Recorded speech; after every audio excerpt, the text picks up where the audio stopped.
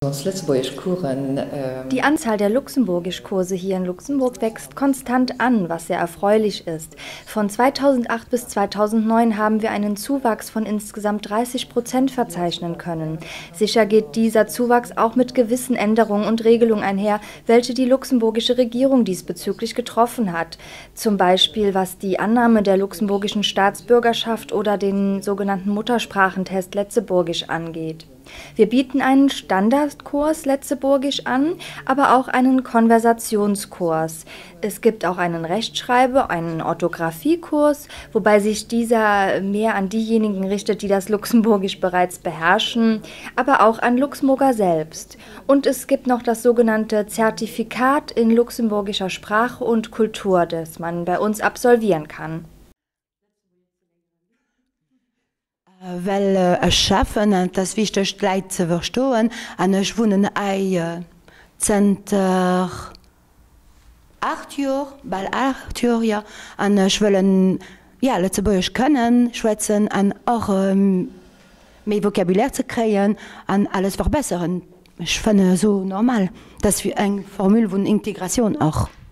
Es sind immer mehr Ausländer, die Letzeburgisch lernen, und es sind auch immer mehr Ausländer, die sich dem luxemburgischen Examen stellen möchten. Aber es gibt auch Zahlen vom Bildungsministerium, zu dem unser Institut auch gehört, die besagen, dass immer weniger Kinder Luxemburgisch als Muttersprache lernen. Und das macht uns schon ein bisschen nachdenklich. Schließlich fragt man sich dann, wie sieht die Zukunft dieser Sprache aus? Und ich meine, dass wir da zu diesem Zeitpunkt keine allgemeingültige Antwort geben können. Mein erster Grund als Familie zu verstehen, weil ich in mit Luxemburg bestellt und ich will mehr Luxemburgische Kultur wissen und ja, ohne Sprachkenntnis kann ich nicht ganz wohlfühlen, weil ich kann nicht Matanisch schwatzen und ja, das alles.